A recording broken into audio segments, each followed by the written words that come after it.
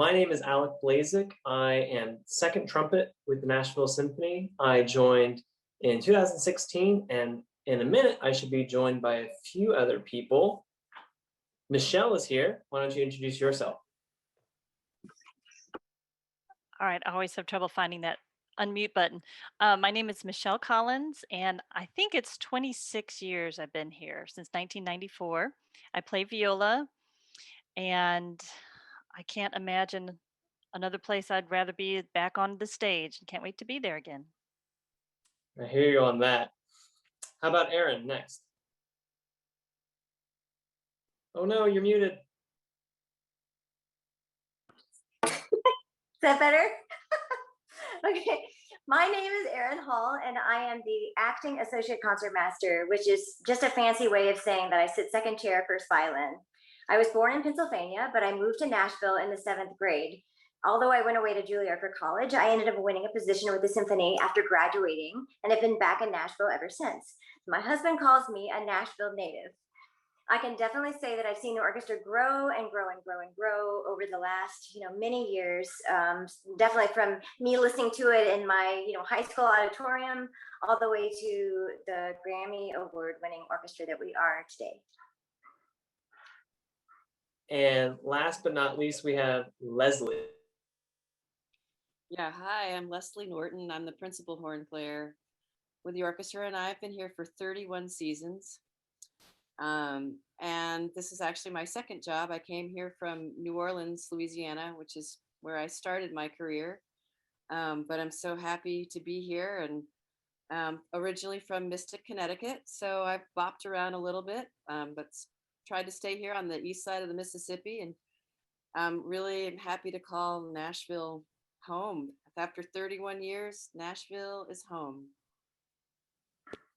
I haven't been here quite as long as everyone else, but I've come to find Nashville to be home as well. And I'm really happy to be here, and I really can't wait to be back on stage. I even got my first vaccine dose. I'm sure a few other people have gotten theirs as well. So really, really looking forward to that light at the end of the tunnel, like Alan was talking about.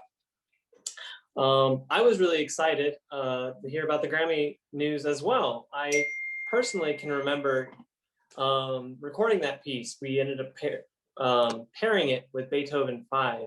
And I remember Christopher Rouse, he actually used a lot of motifs and ideas from the Beethoven 5th Symphony and incorporated it into his work. I ended up listening to it again. Leslie, Erin, Michelle, do you have any thoughts on that recording in particular, or just the recording process in general? I mean, I really enjoyed working on the Rouse Concerto for orchestra. I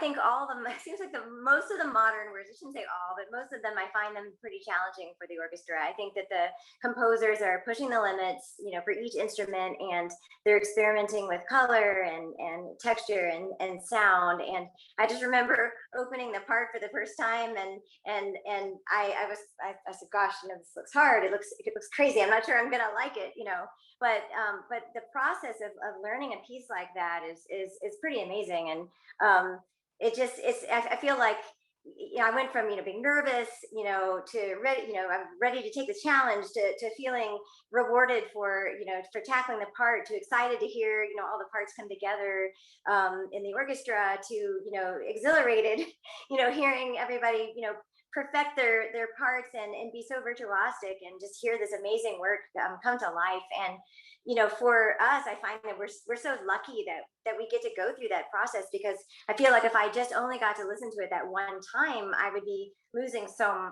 much, but we are very, very lucky to have gotten to work on this piece and many others. And to build on what Erin said is the process of working on it, if you were to just hear it the first time and you're not a huge contemporary music fan, it may not grow on you. And when we play it the first time, for me, a lot of times I'm like, I am not going to like this piece.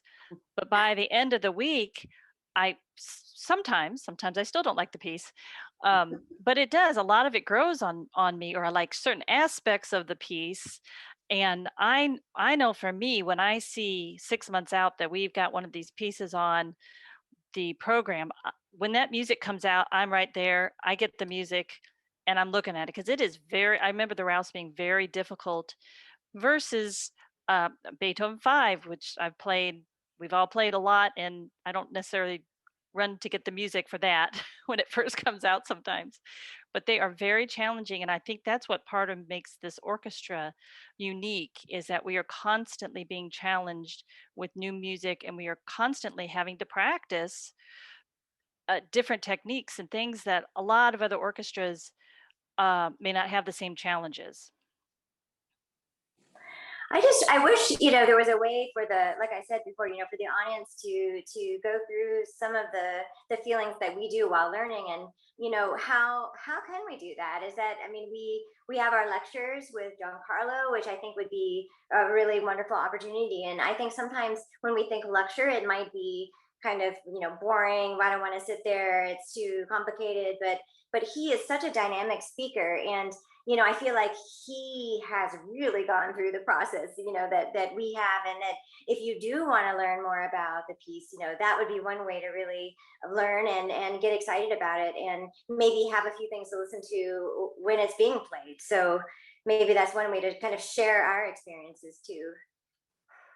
Perhaps we need to let people peek into our personal practice and see how we go about navigating these extreme works a lot of the time. But the work behind the scenes is always 90% of what our job is. And when we don't have these concerts to prepare, it's more difficult to find that motivation and find new projects to kind of adapt to and keep the energy going in the practice room. We, as the musicians, to all of you, we don't know everything that is going to be happening next season. We've gotten some briefings from Dan and Jonathan, but we've gotten a couple ideas that we can share with you, coincidentally related to the Beethoven. So Alan discussed how we're going to start small, kind of more intimate a lot of the time, possibly even starting with something simple like Beethoven 1, kind of this landmark symphony of the repertoire. But by the end of the season, we're hoping to, as he said, kind of come together and bring full force and have a complete arc that might be ending with another Beethoven work.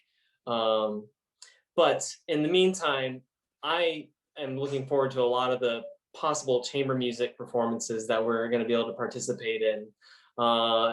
Anything that Leslie or Michelle, Erin, you might be looking forward to with the chamber music and just smaller works in general? I wish we had a little bit, a little more insider information on that, but really anytime they say chamber music, I get excited because it's an opportunity to play with people and still feel almost like a soloist, because it's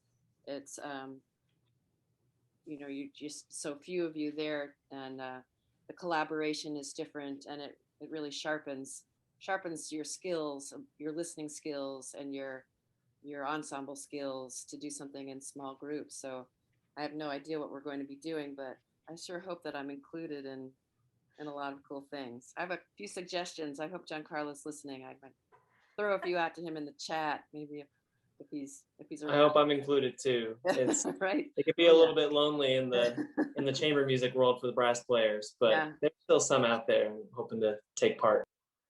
I think sometimes when we hear small, we think negative, and we hear big, we think positive. But as an audience member, that would be exciting to me. If I've been coming to the orchestra for 4 or 5 years and listening, you haven't heard a lot of these people individually play, and this is your opportunity to come and hear them individually.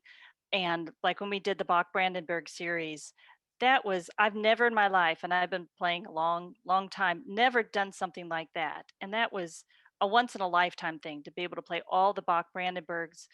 And how many times, and I've never even heard that and been able to go to a concert to hear that before. So I think that this is an opportunity for our audience to be able to hear things that we've never done before, hear things in a different way. And I don't want people to think small and think I'm just going to wait for the big stuff. I think this is a great opportunity that we can take advantage of. Yeah. If I could add Alan? something to, hey, I just wanted to come in and add a couple of things. I wanted to say, first of all, how you all have experienced a challenging year like nobody can believe. And, I think, to everyone on this call, we owe a huge debt of gratitude to all of our musicians. And you all have really, the whole music industry has been shut down for a year. And, it's affected everyone in Nashville, including the musicians of our beloved orchestra. And I want to say that you all were talking earlier about things like, the recording process and how challenging those new works are. The orchestra in Nashville, our Nashville Symphony, is one of the most incredible orchestras in this country. And I would dare say that I'm probably right about this. I don't think there's another orchestra in this country that can sight read the way this orchestra can sight read. They can play anything that's put in front of them. And I know that there are times when you have to work extra hard to be prepared, and you all do that so well. And I wanted to pass along this comment. Christopher Rouse, after the first rehearsal for his Fifth Symphony, went into Giancarlo's dressing room, and I just happened to be down there. And he walked in, and Giancarlo said to him, "Well, what did you think? What do you need for me to change?" And Christopher Rouse looked at him and said, "Don't change a thing. That rehearsal was better than the final performance in Dallas." So we have an extraordinary gift in our Nashville Symphony.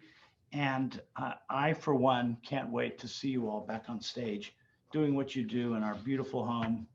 And it will finally be very cathartic. Thank you, Alan. Appreciate Any it. other thoughts you all want to share? I think you covered it. It has been Well, a long year. I can brag about you in ways you can't. Brag about yourselves, perhaps. We're all really excited to see each other again and to play with each other again. That's something that it's not just our jobs. It's our art. It's our craft. It's in our DNA. It's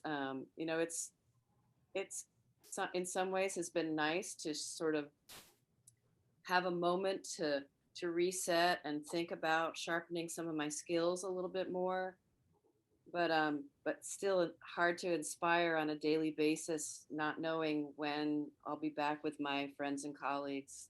So yeah, we're counting the days. Yeah, and I've missed personally just being able to share that music with an audience more than anything. Like concerts in the bedroom are, very lackluster.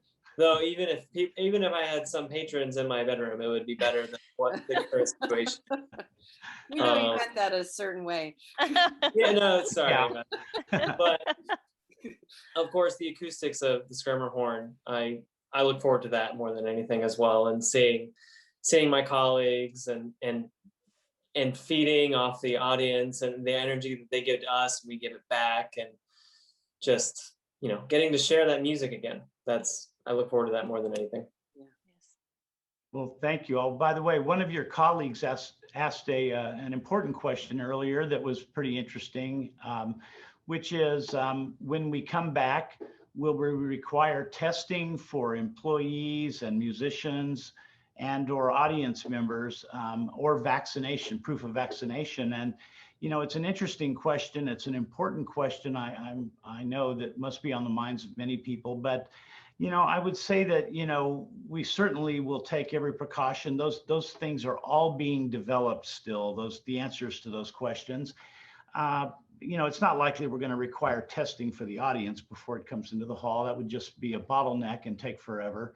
But we'll certainly do some things. Who knows? Maybe with the advice of our friends at HCA.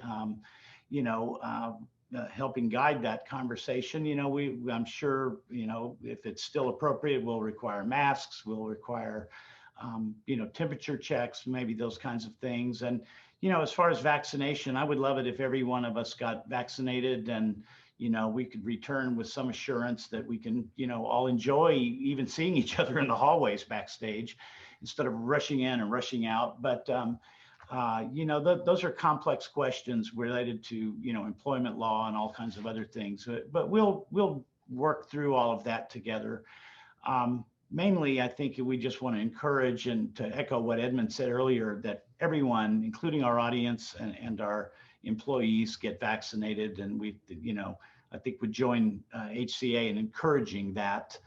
And great that you all have, Alec, you've gotten your first shot, and that's fantastic. So it's a number of you. Yeah, you had both, Leslie. That's great. Yeah. Well, it's going to really, I think, make a huge difference. And we're holding our breath right now, hoping that we don't have that thing that's going on in Europe, that little bit of surge at the moment. But it's important. And so, we'll have answers to those questions, though, as we announce our season, which we're going to roll out in May. And you'll all, by the way, to my colleagues in the orchestra on the call, you'll all know about it before the public does, trust me. But we're still working out some details, And please do, if you have suggestions, Leslie, shoot us an email. Okay, you're on. We're still in the process of finishing that. All right. Okay. You're about to get 83 emails. I know, it's okay. That's good. That's better than the alternative.